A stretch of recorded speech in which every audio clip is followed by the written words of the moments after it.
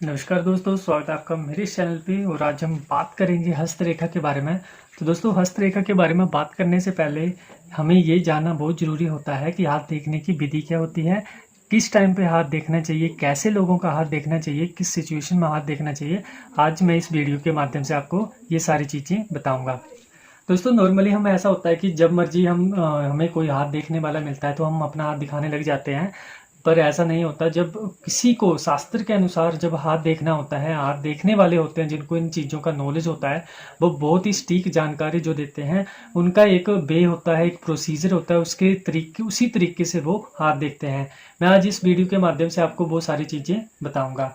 दोस्तों, यूँ तो हाथ किसी भी समय देखा जा सकता है, परंतु इसके लिए सर्वोत्तम समय प्रातःकाल का होता है। दोस्तों, सुबह सुबह जब हम उठते हैं, नींद से उठते हैं, तभी हमें हाथ दिखा देना चाहिए, क्योंकि तभी हमारे हाथ की जो रेखाएं होती हैं बिल्कुल क्लियर होती हैं, साफ होती हैं, सुथरी होती हैं, जबकि दिखाने वाले ने भोजन या नाश्ता ना किया हो।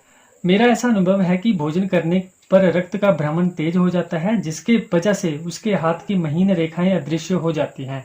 ऐसी स्थिति आने पर सूक्ष्मदर्शी यंत्र का प्रयोग भी कर लेना चाहिए। दोस्तों, हाथ दिखाने से पूर्व हाथ दिखाने वाले का पृच्छक स्नान किया हुआ हो।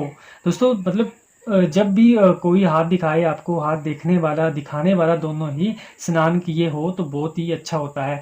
नींद से उठा हुआ गंदा या आलस्य से भरा हुआ शरीर वातावरण को बोझिल बना देता है। इस विषय में जो कथन करता है, जो हाथ देखता है, उसकी जो भविष्यवाणी होती है उसमें गड़बड़ हो सकती है और कथन में बाधा आ सकती है।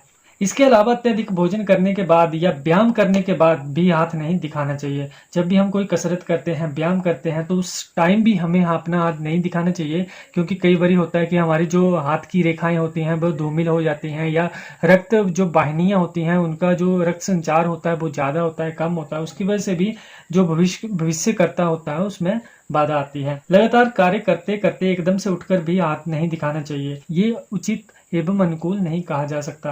अत्यधिक गर्मी में भी और अत्यधिक सर्दी में भी हाथ नहीं दिखाना चाहिए, क्योंकि ज़्यादा गर्मी पड़ने पर हथेली जरूरत से ज़्यादा लाल रहती है और उससे वास्तविक रंग का अनुभव नहीं हो पाता। जब भी हम गर्मियों में या सर्दियों में हाथ दिखाएं तो ज़्यादा गर्मी या ज़्यादा सर्दी से भी हमें बचना चाहिए अपना हाथ दिखाने से।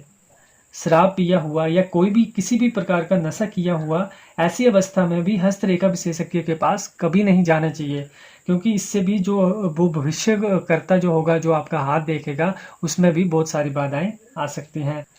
जहां हाथ दिखाने वाले के लिए कुछ नियम आवश्यक हैं, उसी प्रकार हाथ देखने वाले के लिए भी बहुत सारे नियम होते हैं। जो हस्तरेखा विशेषज्ञ होता है, जो आपका हाथ देखता है, ज्योतिषी के पास जाते हो आप, उनके भी अपने कई नियम होते हैं। वो सारे नियमों को पालन करने के बाद ही अपना हाथ दिखाना चाहिए, और विशेषज्ञ को उन्हीं नियमों के हिसाब से आपका हाथ देखना चाहिए। चलो, इस बारे में आपको मैं बताता हूँ। दोस्तों, जिस समय क्रोध की अवस्था हो, किसी वजह से परेशानी हो, उस समय हाथ नहीं देखना चाहिए। जब भी जो हस्तकर्ता विशेषज्ञ है उसको कभी भी ऐसी टेंशन हो जाए या गुस्सा हो, क्रोध हो, ऐसी अवस्था हो, तब किसी का हाथ नहीं देखना चाहिए, ना ही हमें भविष्य की भविष्यवाणी करनी चाहिए। यदि कोई हाथ दिखाने के लिए आ जाए तो नम्रता पूर्वक उसे मना कर देना चाहिए।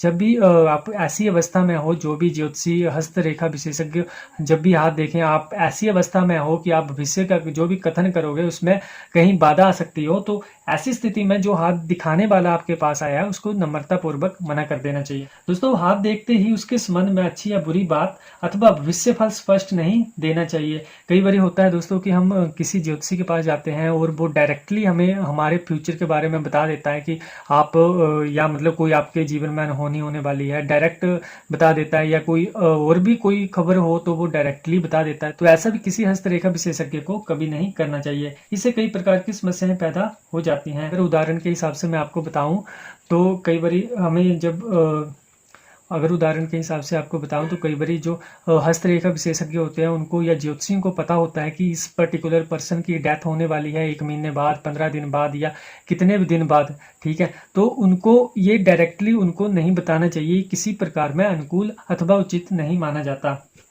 दोस्तों, अब बात करते हैं हाथ देखकर जब पूरी तरह से संतुष्ट हो जाए तो दूसरे हाथ से भी उनकी प्रामाणिकता स्पष्ट हो जाए, तभी उसको फल कथन करना चाहिए। दोस्तों, कई बार होता है जब हम किसी को हाथ दिखाने जाते हैं या कोई हाथ देखता है हमारा, तो एकदम से बोल देता है वो हाथ देखने से पहले कि आपके ये होने वाला है या वो होने वाला है। तो ऐसा कभी भी किसी ज्योतिषी या हस्तरेखा विशेषज्ञ को नहीं करना चाहिए, क्योंकि जब भी हम किसी का हाथ देखें उसके बाद उसका दूसरा हाथ देखें, पूरे उसके कथन को मैच करना चाहिए, रेखाओं को मैच करने के बाद ही हमें लास्ट में भविष्यवाणी करनी चाहिए। दोस्तों, जब भी कोई किसी का हाथ देखे तो सबसे पहले उनको कहिए कि दोनों हाथ सीधे रखें, तथा जो देखने वाला है, जो ज्योतिषी है, उसको मणिबंध से शुरू करके, मणिबंध से स्टार्ट करके पूरे ऊपर तक का हाथ देखना चाहिए। और हाथ दोनों तरफ से देखा जाता है। हाथ का आकार से पता लगता है कि हाथ किस प्रकार का है, कर्मठ हाथ है या कैसा हाथ है। वो सारी चीजें हमें हाथ के पूरे कोनों को देखते हुए ही ज्ञात हो सकती हैं। सबसे पहले उस व्यक्ति के दोनों हाथों को उल्टा करके देखना चाहिए, क्योंकि हाथ को उल्टा करने से अर्थात हथेलियां जमीन की ओर रहने से आप उसके हाथ के आकार को भली भांति समझ सकेंगे। ये हाथ वर्गाकार है अथवा चकोर, अथवा किस प्रकार का हाथ है उस प्रकार से उसकी भविष्यवाणी की जा सकती है। जब भी आपके पास कोई व्यक्ति अपना हाथ दिखाने के लिए आए तो आपको चाहिए कि आप उसके हाथ को स्पर्श न करें, क्योंकि आपके स्पर्श करने से आपके शरीर की विद्युत धारा, जो उसकी विद्युत धारा से संपर्क हो जाएगा, उस व्यक्ति के हाथ की मौलिकता समाप्त हो जाएगी। इसलिए हाथ को देखते समय आप अपने हाथ समेट के रखें। कभी भी जब भी कोई हाथ दिखाने आए तो कभी भी उसके हाथ को डायरेक्टली टच नहीं करना चाहिए। दोस्तों, जब भी हम इसके बाद हम पर्वत के उभार, पर्वत से जुड़ी हुई उंगलियां और अंगूठे को देखना चाहिए। अंत में जो ये पर्वत होते हैं दोस्तों, इनको देखना चाहिए। हाथ को देखने के बाद इनके उभारों को चेक करना चाहिए कि यहाँ से फूले हुए हैं या नीचे बैठे हुए हैं। ये ग्रहों की स्थिति को दिखाता है। तो दोस्तों, ये कुछ एक छोटी छोटी चीजें थी जो हस्तरेखा के लिए बहुत ही जरूरी होती हैं। तो आज मैं इस वीडियो में आपको यही सारी चीजें बताई कि किस स्थिति में कब और कैसे और किसको हाथ दिखाना चाहिए। अगली वीडियो में मैं आपको प्रॉपर जीवन रेखा के बारे में, और जो हमारी मस्तिष्क रेखा होती है, मस्तिष्क रेखा के बारे में, हृदय रेखा के बारे में बात करेंगे। और डिटेल में आपको बताएंगे कि इस रेखा का क्या मतलब होता है, अगर ये छोटी हो, बड़ी हो, मोटी हो, पतली हो, अगर इसमें कट लगे हो तो उसका क्या मतलब होता है। ये सारी चीजें मैं अगली वीडियो में डिस्कस करूंगा। अगर आपको ये जानकारी अच्छी लगी हो तो प्लीज़ इस जो हमारी वीडियो, इसको लाइक करें, शेयर करें, और जो भी आपके डाउट हैं वो आप मुझे कमेंट कर सकते हैं। अपना ध्यान रखें। बाय।